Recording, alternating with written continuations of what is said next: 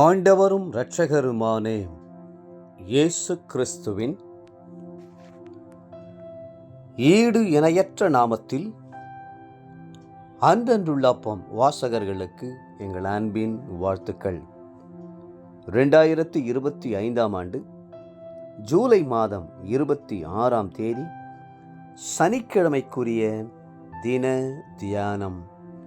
இன்றைய தலைப்பு பிரதான புத்திமதி. 1 தீமோத்தேயு 2:1 சொல்லுகிறது, நான் பிரதானமாய் சொல்லுகிற புத்தி என்னவெனில், எல்லா மனுஷருக்காகவும் விண்ணப்பங்களையும் ஜெபங்களையும் வேண்டுதல்களையும் ஸ்தோத்திரங்களையும் பண்ண வேண்டும்.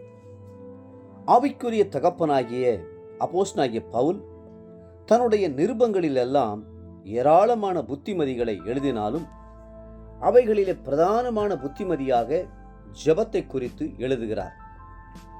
அந்த ஜெபம் தேசத்திலுள்ள ராஜாக்களுக்காகவும் அதிகாரிகளுக்காகவும் பதவிகளில் உள்ளவர்களுக்காகவும் மன்றாடி பண்ண வேண்டிய ஒரு ஜெபம். ஒரு குறிப்பிட்ட தேசத்திலுள்ள ஒரு பெரிய பட்டணம் ஒன்றில் ஜெபத்தின் மூலம் நற்செய்தி பணியாற்றும் முறை துவங்கப்பட்டது.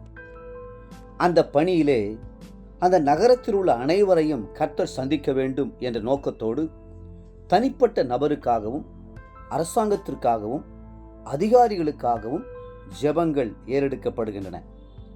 நகரத்தை பல பிரிவுகளாக பிரித்து அங்கே ஆளுகிற ஆயிரக்கணக்கானவர்களுடைய பெயர்களை பட்டியலிட்டு அங்குள்ள சபைகள் மூலமாக அவர்கள் ஜெபித்து வருகிறார்கள். அதிகாரத்தில் உள்ளவர்கள் சந்திக்கப்பட்டுவிட்டால் தேசம் முழுவதுமே சந்திக்கப்பட்டுவிடும் என்பது அவர்களுடைய அசைக்க முடியாத விசுவாசம். நம்முடைய தேசத்திலும் ஆளுகிற ஜனங்களின் பெயர்களை பட்டியலிட்டு அப்படி ஜெபம் பண்ண வேண்டியது எவ்வளவு அவசியம்.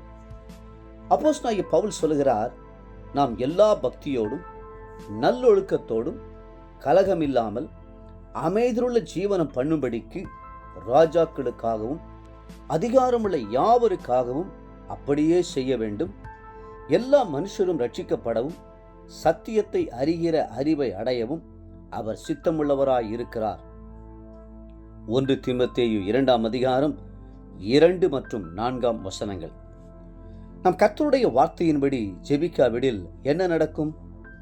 தேசம் எங்கும் கலகங்கள் ஏற்பட்டுவிடும், அமைதலற்று போய்விடும், சமாதானம் சந்தோஷம் எடுபட்டு போய்விடும், மனிதர்களுடைய நல்லொழுக்கமும் தேவ பக்தியும் காணப்படாமல் போய்விடும். அப்படிப்பட்ட தீமையான சம்பவங்கள் நம் தேசத்தில் வருவதற்கு முன்பாக நாம் நமது உத்தரவாதத்தை உணர்ந்து ஜெபிக்க வேண்டும். அப்போஸ்தலனாகிய பவுல் தருகிற பிரதானமான புத்திமதியை ஏற்றுக்கொள்ள வேண்டும். தேசத்தில் உள்ள எல்லா மனிதர்களுக்காகவும் ராஜாக்களுக்காகவும் மந்திரிகளுக்காகவும் அதிகாரமுள்ள யாவருக்காகவும் அவர்களுடைய இரட்சிப்புக்காகவும் அவர்களுடைய ஆசீர்வாதத்திற்காகவும் கர்த்தருடைய வருகைக்காக அவர்கள் ஒவ்வொருவரும் ஆயத்தப்படும்படியாகவும் நாம் விண்ணப்பங்களையும் ஜெபங்களையும் ஸ்தோத்திரங்களையும் ஏறெடுக்க வேண்டும்.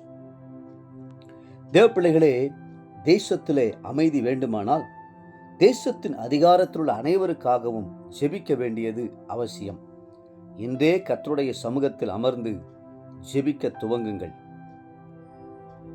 இன்றைய நினைவிற்கு 1 தீமோத்தேயு 2:3 நம்முடைய இரட்சகராகிய தேவனுக்கு முன்பாக அது நன்மையும் பிரியமுமாயிருக்கிறது.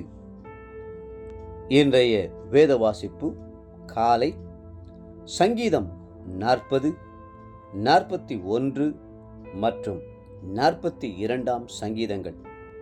மாலை அப்போஸ்தலருடைய நடபடிகள் 27 அதிகாரம் 1 to 26 முடிய. அன்புக்குரிய அன்றன்றுள்ள அப்பம் வாசகர்களே, மீண்டும் உங்களை வாழ்த்துகிறோம். தேசத்திலுள்ள எல்லாருக்காகவும் ஜெபம் பண்ணுங்கள். அதிகாரத்தில் உள்ளவர்களுக்காக ஜெபம் பண்ணுங்கள். கர்த்தர் தாமே உங்களை ஆசீர்வதித்து மென்மேலும் உயர்த்துவாராக. ஆமென்.